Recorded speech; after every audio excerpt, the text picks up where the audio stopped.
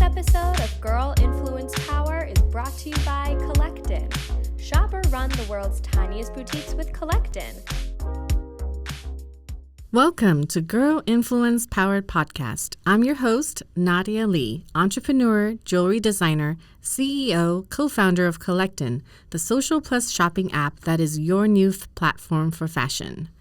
Thank you for tuning in live on CastBox. This episode is brought to you by Collectin in partnership with CastBox.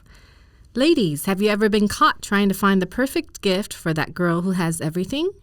Guys, ever forgotten a big day like an anniversary or birthday? Well, fear no more. Girlfriend Box is a personalized jewelry gift box automatically sent. You can pre-schedule ahead and never forget again. So go ahead and schedule your gift today at girlfriendbox.com. For those tuning into my podcast for the first time, what is Girl Influence Power? This is my podcast dedicated to interviewing influential women, whether she's an entrepreneur, a business leader, an influencer, or a public figure, to explore the common threads that bind us together and makes us the kind of women that we are today. Today, our guest is Jill Chang, the elegant and powerful author of international bestseller Quiet Is A Superpower, The Secret Strength of Introverts in the Workplace. Jill's book is filled with personal accounts of her being an extreme introvert and yet succeeding in jobs that are often described for extroverts. For example, her job as a professional sports agent at the age of 26. Jill has also held careers in the U.S. government, as well as international businesses, and worked as a strategy consultant for public welfare organizations. Currently, Jill is the account director for Family Philanthropy of Give2Asia, an international nonprofit organization. Jill received her master's from the University of Minnesota and was a fellow of Harvard Seed for Social Innovation. To top it off, Jill was featured in Girls in Tech Taiwan 40 Under 40 in 2018. So when I read your book, Jill, I realized that even though our personalities are opposites, she's an extreme introvert and me an extrovert, we actually have lots in common. I mean, for one, we're both here in Taiwan during the pandemic. We're both girls in tech, but in essence, I realized from reading your book that you're a great connector of people, especially when it comes to work. So our methods and approach may be very different, but we're very similar that we both like to share our experiences to help others. So Jill offers a great career advice through her book and tells great stories that are so relatable to everyone.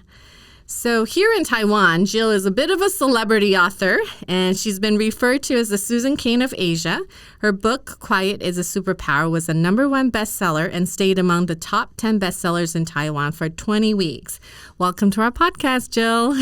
Thank you, Nadia. Thank you so much for having me. Thank you for coming. I know it's kind of odd that we're actually even in Taiwan doing this podcast. Yeah, and we're seeing each other in person. Right. And not without like the 6 feet social distance. Exactly. Have you seen our regular recording? Like we literally sit very far apart. Yeah.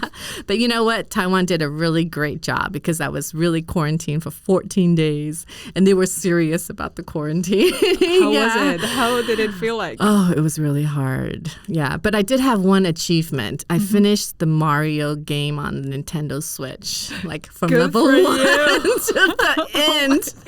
I didn't really know it was that complicated, but you know what? As a family, our entire family actually achieved it. That was a big feat. But That's anyway, all right, so we're going to jump right in and get to know a little bit more about you and then talk about your book. And we, I want the audience to really kind of get to know you and connect you and listen to your stories from you rather than just reading it from the book. So now you're a self-professed extreme introvert. So what does that mean to be an extreme introvert? Well, since I was very little, I was always the quietest one in the class. I don't talk much. Okay. So actually, that's how I got my name. Oh. My Chinese name, Jing Ren. The middle word Jing means quiet. Right. Yeah. So I've always been wanting to be someone else, because those who get attention are those who are very outgoing, they're sociable, likable, and I also wanted to be one of them. Right. Okay, so maybe if your mom had given you a different name, maybe it would have been different. I'm just kidding. I'm joking. I'm trying to make you very unnerving, like especially you're an introvert and I'm a super extrovert. Anyway, so what are the biggest misconceptions of introverts that you would like your audience or your readers to know, to dispel that myth? Yeah, some people think introverts are lone wolves. They only care about themselves, even antisocial. But I think that's exactly the opposite. Right. Introverts are actually great team players, because we don't like to be in the center of attention. So we usually tend to do a lot without taking much credit. That's for one thing. Right. And another thing is that we always put the team before ourselves. So we would pretty much proactively help the other team members to achieve the goals and didn't claim too much. Right. And that's also not just an introvert, also a very Asian trait too, right? Not to take credit for like really good work. Right. But no, because it's funny because I am an extrovert and because I am a CEO of a company. So I do a lot of talking and chatting. But, we've had speakers and trainings for CEO and they actually tell us like, you should really, respect and listen to your introverted, employees. And because we tend to just run all over them, or run by them or on them, whatever, So they always say, when you have meetings, it's not that everyone needs to jump to answering something that you think you want to hear. It's like you need to give them a little bit of time, a little bit of space, to kind of figure it out before before they can contribute. So I know much of Taiwan's culture is derived from the Eastern education philosophy, and it doesn't really encourage individualism like we do in the States. Now, thinking back when you were in school with the type of personality that you have, do you think it would, you do better in Taiwan's system versus in the U.S.? I think definitely yes. Yeah, because in Taiwan, I can pretty much sense what people's expectations are. They have criteria for everything. So for being a good student, it means you don't need to speak a lot, but you need to have good grades. And I really like reading. I like studying. So it wasn't really a challenging thing for me to get good grades. So that's how I was labeled as a good student. And after having that label, things actually got a lot easier. I have the flexibility, I have the freedom, and I even enjoy some privilege of being a good student. And if I were an extrovert, it's probably would not be so easy because that's just not the way I function. I need interactions, right? I need to talk and I need to interact with people. It's not very possible for me to sit in class for the whole day without speaking. So being an introvert actually works easier in Taiwan. That's true. So maybe on the reverse side, that being an extrovert in your Taiwan, it's almost like you're the nail that sticks out in some way, right? Yes.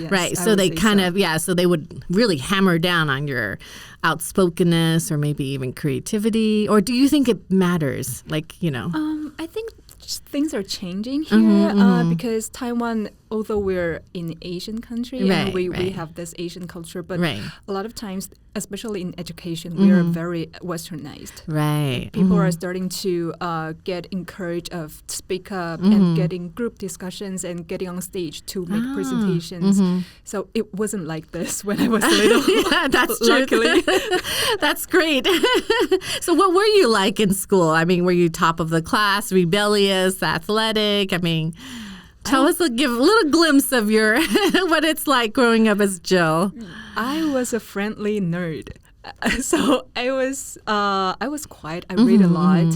I'm not always the top one on my class, but I'm usually top 5% above. Oh, nice. Top 5%. And I throughout my school years, I was always either the president of class or vice president. Oh, nice. Yeah, that doesn't mean I'm a popular person. It's just it means I'm responsible. Right. And the teachers and classmates trust me. Right. So I am not like a super popular rock star, but I was the type of people that people would talk to you when they have trouble or they have questions. Right. So, yeah. Right. Well, let me think about me. I'm like, was I like that? Because, I when I tell my coworkers, I'm like, oh, you know what? I'm pretty much an introvert, just a little bit more extrovert. Nobody believes me. But anyway, but I think back when I'm growing up and I read a lot of books but I wasn't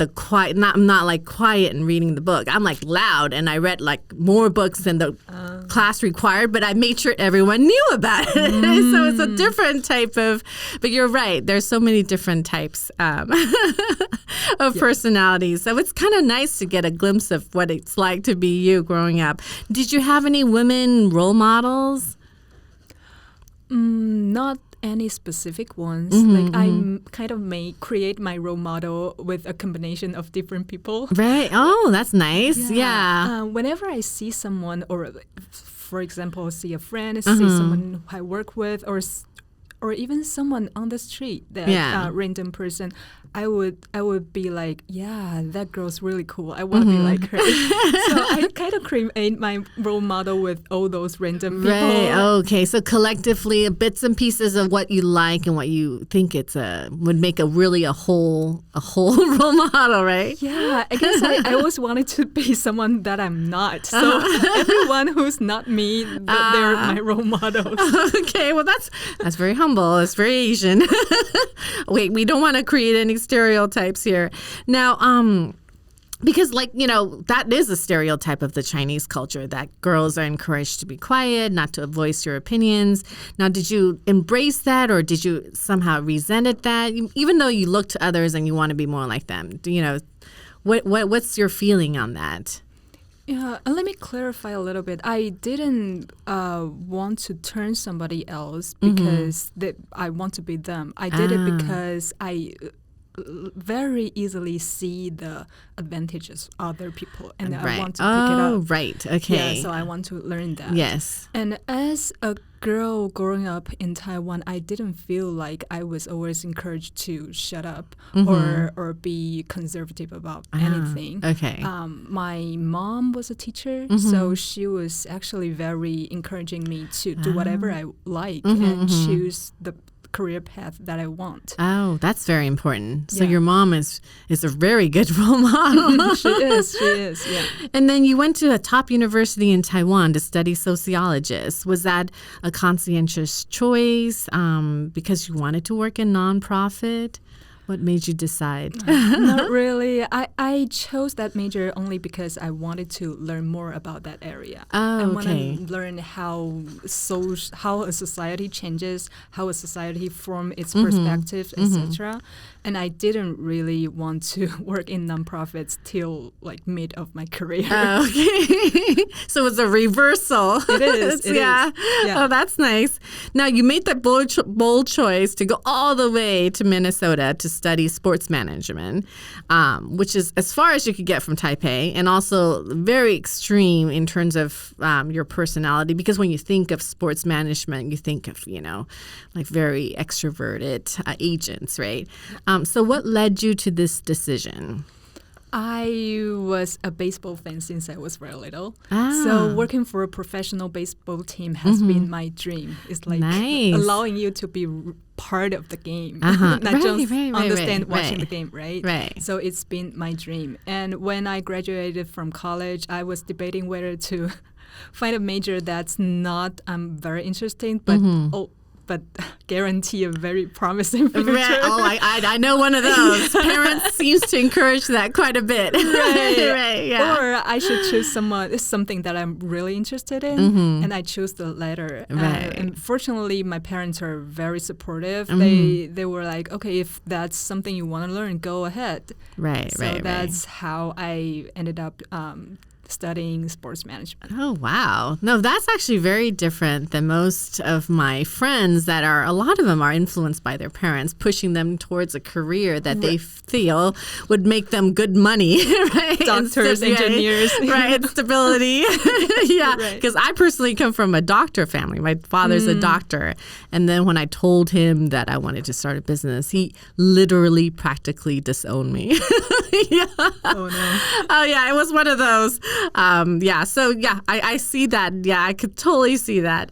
So it's really nice. Your mom is very encouraging as well. I think also because she's a teacher. Right. Now, everyone who studies in the U.S. for the first time has like a favorite story about culture shock when they get to the U.S. Do you have a story to share?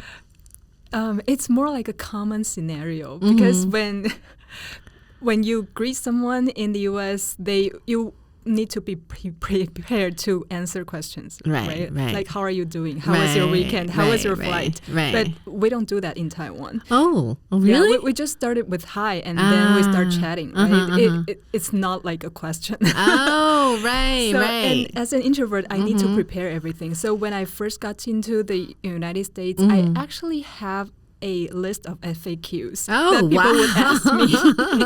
So, for example, it's Monday, right? So I would imagine, okay, my classmates would ask me, how was my weekend? I need to prepare for that. Right. Oh, so you're very prepared. You're very observant on top of that. So so it helps that you're also very prepared. Now, I imagine sports management is quite different. It's a very male-dominated industry.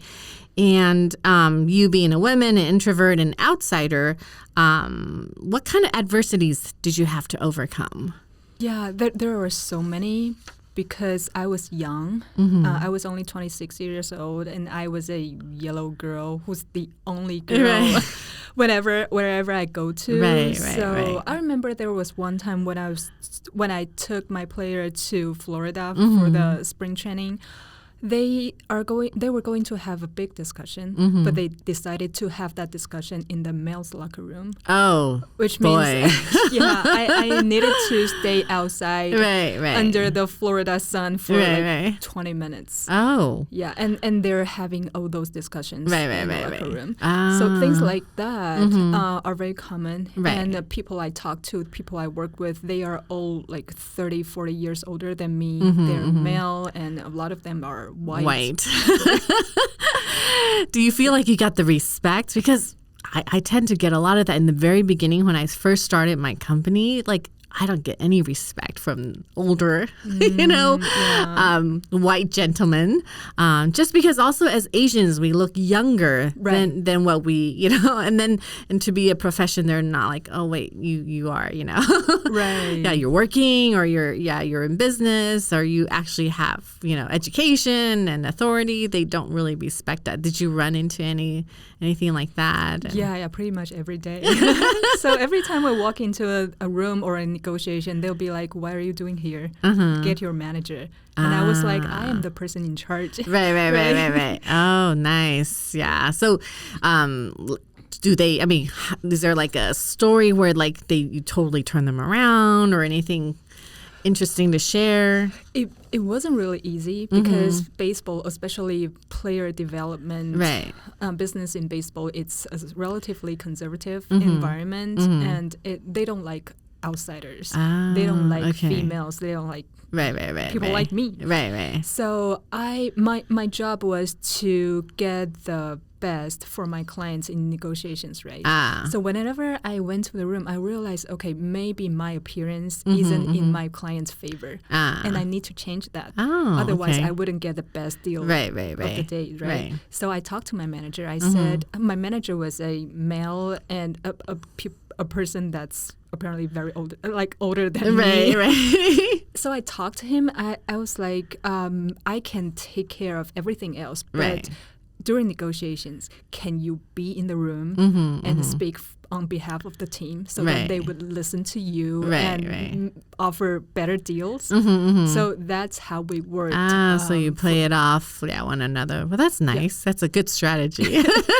No, you offer lots of great tips for the workplace, being an introvert, because I think sometimes you just kind of also have to hear it from other people, because maybe, you're trying to figure it out, but someone telling you, it's just like, aha, I was right, or I was on the right path. And it's just that makes all the difference. Right. Yeah. Yes. So now Kim Ning was like the first woman to be a general manager of Miami Marlins.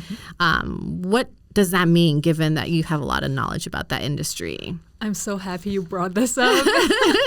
This is huge. This is amazing achievement for all the girls out there, because like I said, it's a relatively conservative industry, and we don't have a lot of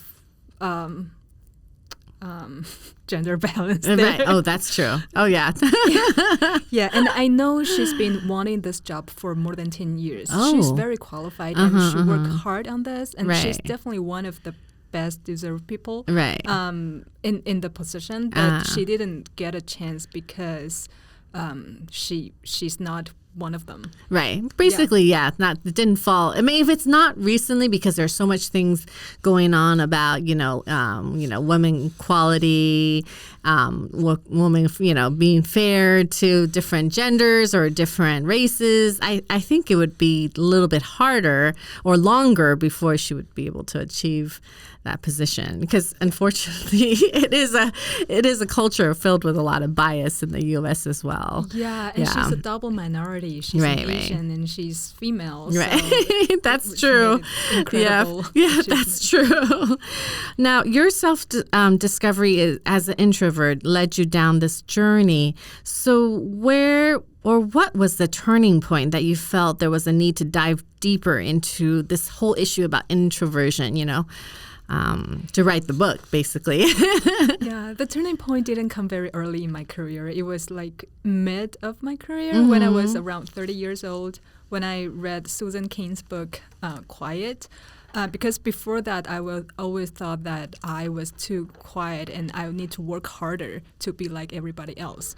But after reading Susan Cain's book, I realized, maybe that's just not the way I function. It's not that I'm worse than others. It's just different. Right. So that was the turning point of, like, instead of like trying so hard to be someone else, why don't I just embrace who I am and try it in my own way?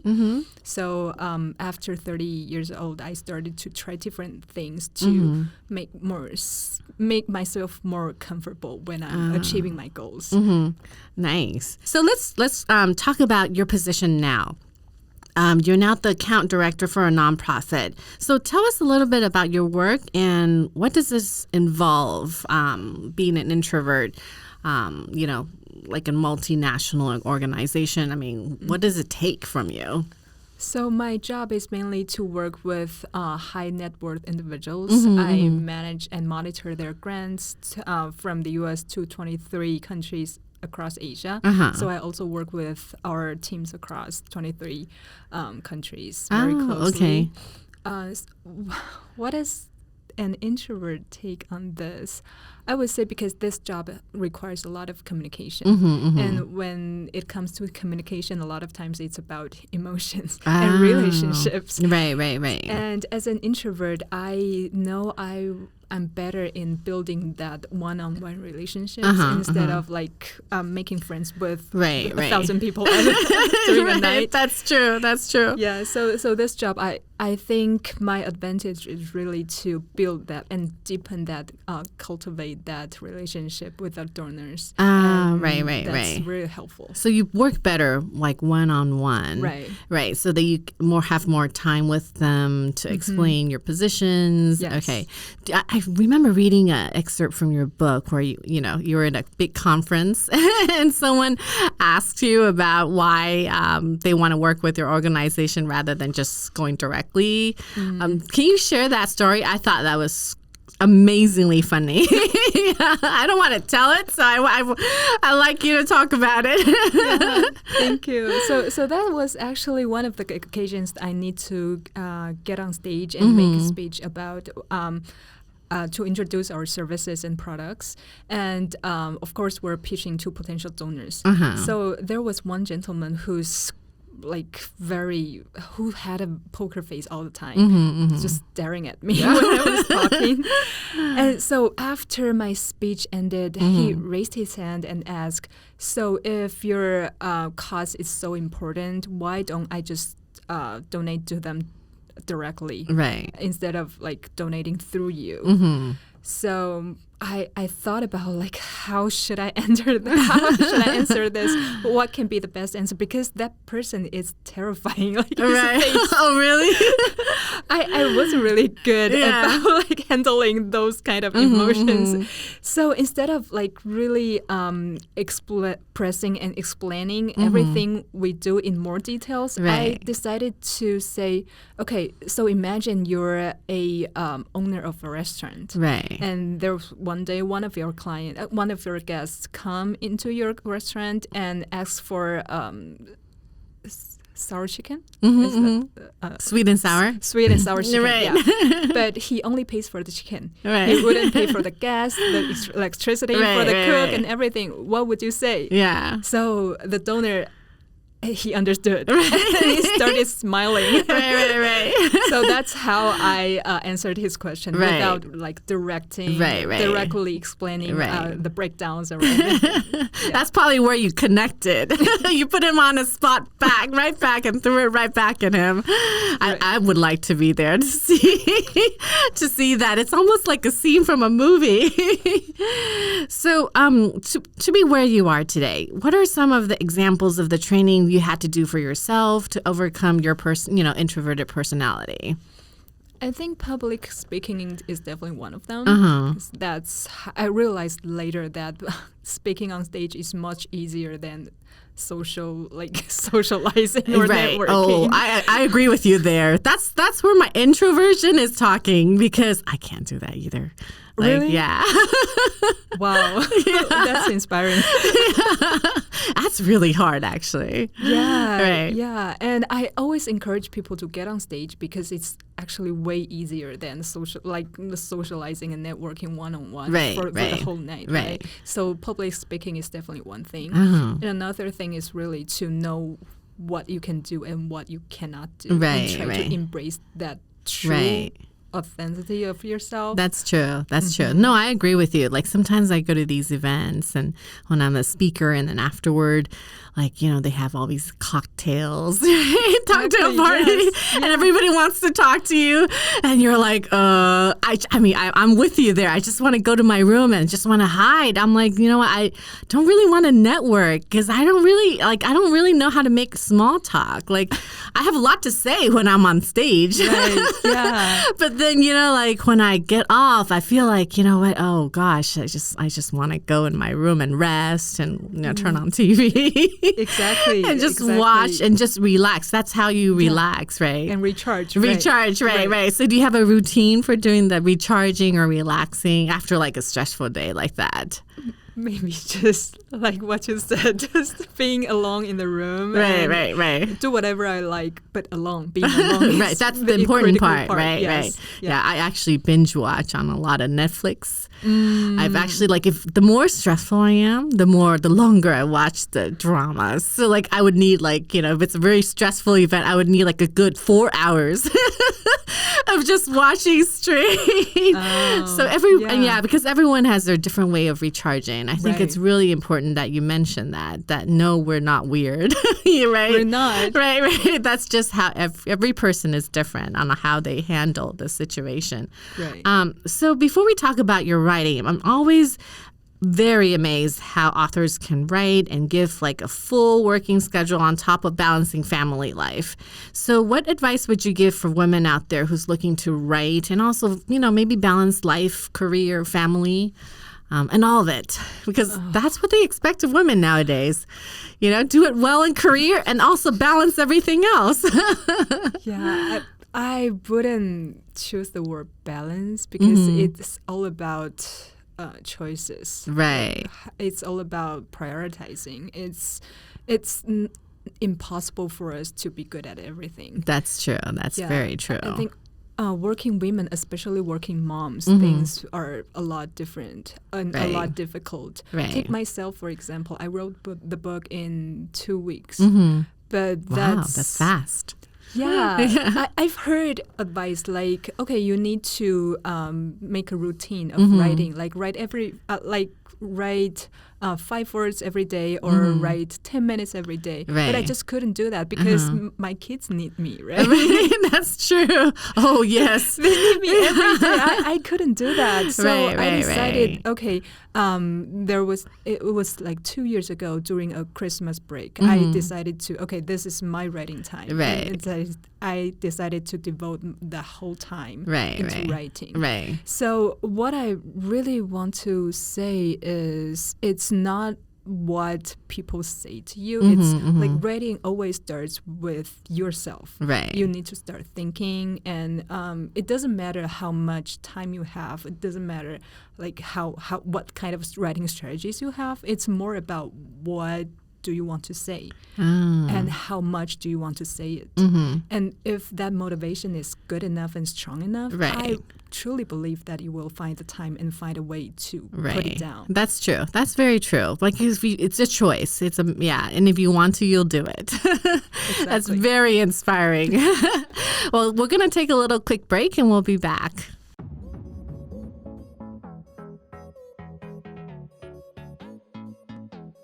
Now you can try before you buy on Collectin. Introducing Experience, the new way to shop jewelry. Flaunt your style and express your creativity with experience. Get it today, only on Collectin.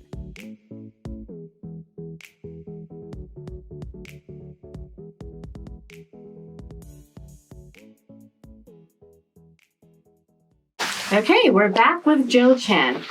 Okay, so we're going to do something fun for the second part of our interview. We're going to role play because I think the essence of your book is really to provide a pathway for people who feel that they're limited and, as an introvert in the workplace. So I think the best way is really just to talk it out and hypothetically put ourselves in that position and just have fun. Sure. Okay. So I personally lean I'm actually an extrovert. I'm sure you know that by now. And based on your simple test that you provide at the beginning of your book. So I scored 5 points towards an extrovert, then the introvert. Okay. So now I'm going to put an ad out there for an account director. So the position that you're interviewing for, and you're very excited. So the first challenge for you when you come in as an introvert is the interview. So now, I guess pandemics, everything is conducted over Zoom. So let's pretend now you're the introvert coming into a Zoom interview. What's your thought process? And I'll just pretend and have fun.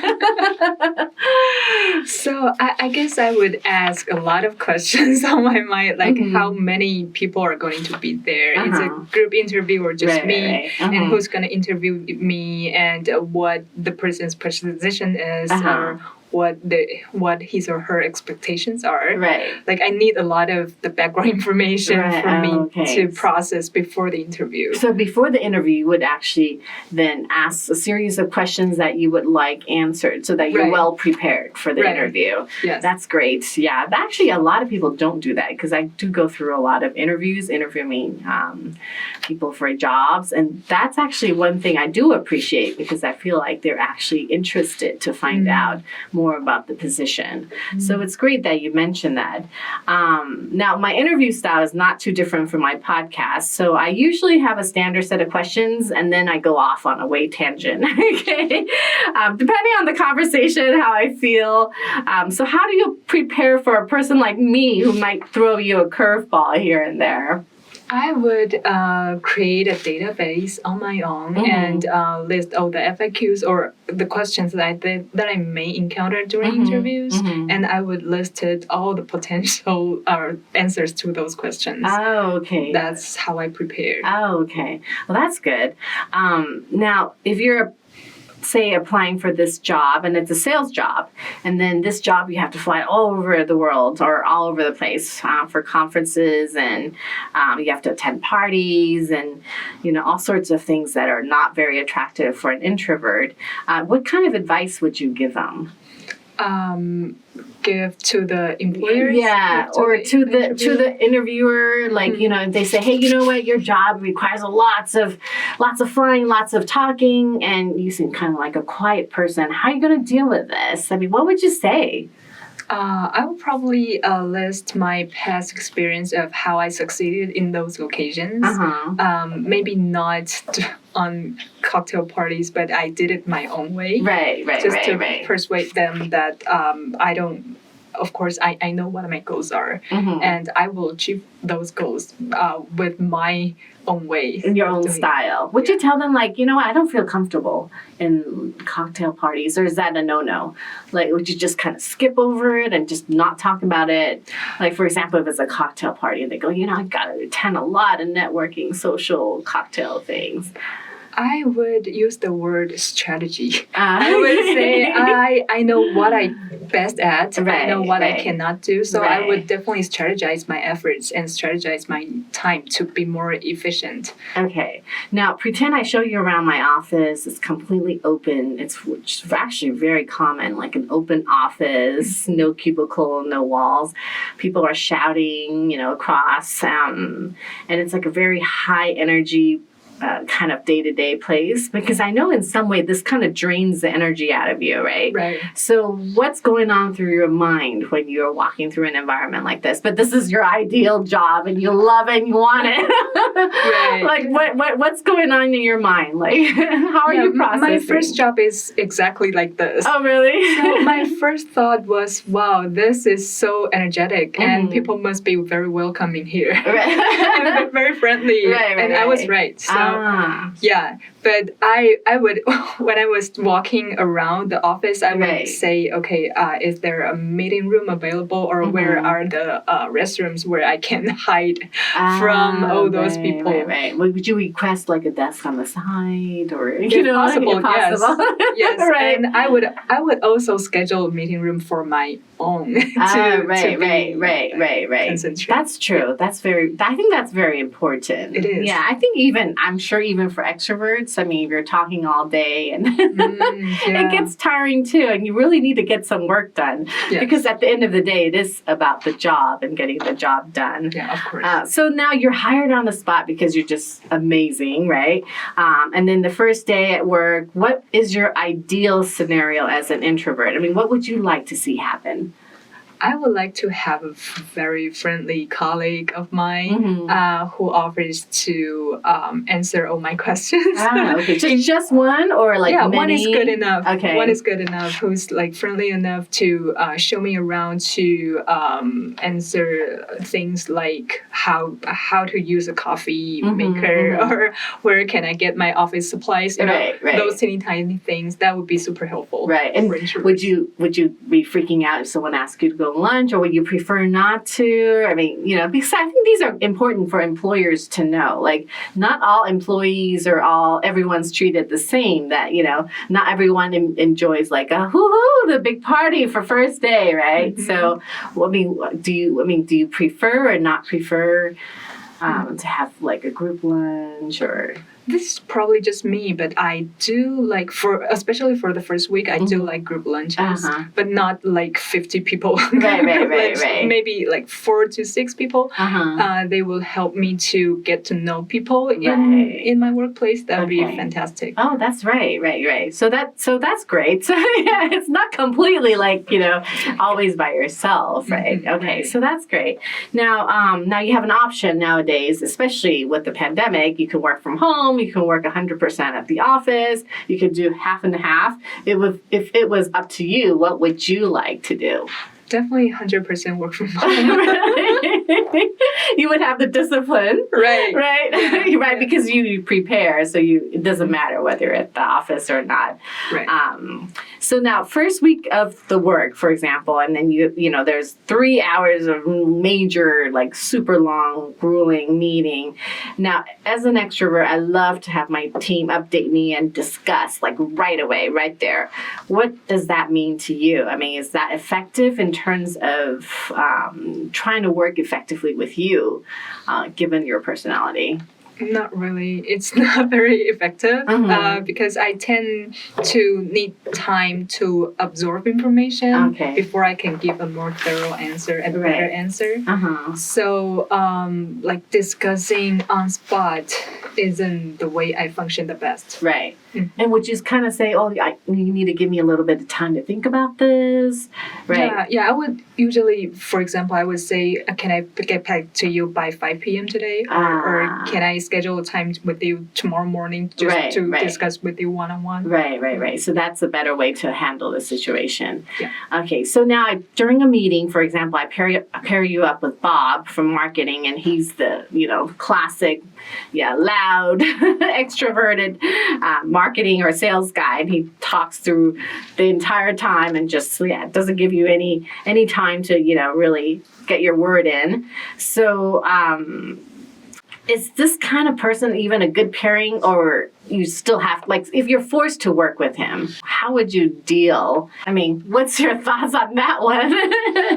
I actually love working with extroverts because they would do the speaking and I don't need to say anything. That's one thing. And another thing is that I think we have both, it's a very good mix-up for introverts and extroverts to be on the same team because we can cover each other's disadvantages. Right. So actually all my best colleagues are extroverts. Is your husband an extrovert? He is. Right. You know what? Now you mention it, you're right, because I think it complements where we feel are kind of short. So yeah, my husband is also more of introvert and I'm a super extrovert. You're right, actually. Yeah, it's a good team, right? Right. Good observation. Now you jet off to a first conference. How do you prepare for a conference? I would Google all the participants in the events so that I can shortlist the target that I need to talk to. I assume this is for developing business, right? So I would shortlist the people that I would have a deeper conversation with and set up one-on-one meetings with them. Okay. Now, if you were required to speak at a podium, is that a terrible idea? Any tips or pointers? It is not a terrible idea at all. Only if I can know that in advance. It doesn't mean that 5 minutes in advance. No, that's not enough. Yeah. So you need a longer time to prepare. Yeah. Okay. And once I know that I have the time to prepare for that, I am confident that I can get up there and deliver whatever messages I want to deliver. Okay. So now if there's a cocktail party, like we said, after a meeting or a long day at a conference, how do you prepare, to handle a situation? Would you still go? I mean, how would you, get through that tough hour, for example? So if I had a chance to speak on the podium before the cocktail party, I would probably stay because people would already know who I am and what I can offer. That would make the cocktail party more efficient. And if not, it's just random socializing, networking, I would probably just leave. Oh, that's true. No, I agree with you there. Okay, so now there's going to be times, so for example, in our ideal or fake workplace that we're making Roleplay right now, Bob, this guy is crazy and he's always talking and taking credit for everything else. So what is the best way for you to, work in a way that makes sense? So if Bob is just, is it draining to work with him? 1 time, 2 time is fine, but you have to work with him for a long time. Is it draining? Would you rather not? Would you rather, just because someone is very different than you, would you rather not? Or how would you deal with that situation? I think working with an extrovert is not a problem for me at all. What my concern is that he's taking all the credits because that way my boss or our supervisor may see me not contributing. Right. So what I would do is that I would still work with Bob, but at the same time I would make sure my supervisor know how our job split. Right. I would make sure that my supervisor get updates from me regularly and also knows my plan so that he or she would know that's my contribution. Right. Okay, that's right. Because I think at the end of the day, what's more annoying is like you did all the work and someone took the credit for it. So final role play question. You finally decided enough is enough and you're going to quit because you want to be an author, and now you're going to take all my clients and start your own company. And what's like a perfect company or workplace for you? Like if you were to create your own company? Yeah, for me, like 100% remote working is the perfect. Oh, really? But what about other employees? So if it's not feasible for the industry or for the nature of the work, I would say that I would definitely designate a period of time of every day. For example, there's no meeting in the morning, so that my introverted team members can focus. And we can have all the meetings in the afternoon. Oh, okay. Things like that. Well, that's interesting. I didn't even think about it like that. Now, looking back, so this is kind of the end of the role play. So looking back, what advice do you have for yourself as, if you get stressed out like while you're working? Is there any like tips, tools, or relaxation methods, something that kind of quiets you down or resets you so you're back to, yourself? I really like being alone and reading because that would throw me into another world that I don't need to worry about anything. Right. But I think for introverts in general, like how to strategically save our energy is very important. Oh, okay. Because working is draining, right? Talking to people is draining. There are so many stimuli out there that would drain ourselves. So it's important to protect your energy by setting your boundaries. I think setting that boundary and also find a way to recharge yourself in your own way is very critical. Oh, thank you. That's a good advice. Now, have you explored all there is to explore with introverts, or is there another book you're going to work on?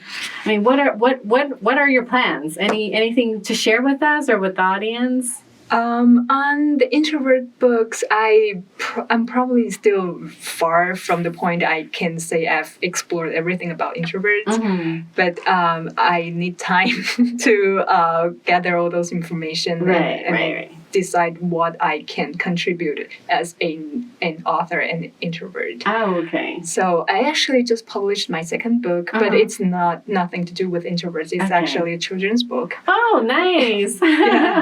So it's very different, but I like the switch because it actually took me to another journey that I'm very excited about. Oh, well, congratulations. Thank you. That's cool. I mean, I love children's books. I think it's simple, but there's so much depth into it, especially because you're thinking, I mean, sometimes I feel like in a lot of the children's book, you really get to really feel the depth of the author. Even though they're speaking to children, there's a lot behind it that you don't see in the simple words.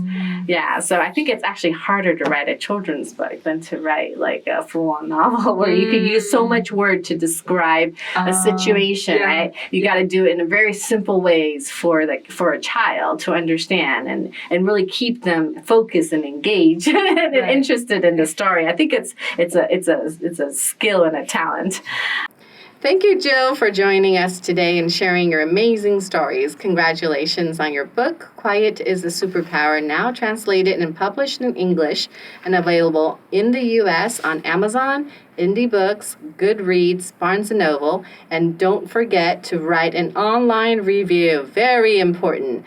And for all of you out there who haven't followed Jill, please find her on LinkedIn or Facebook, or you can go directly to her webpage at injill.com.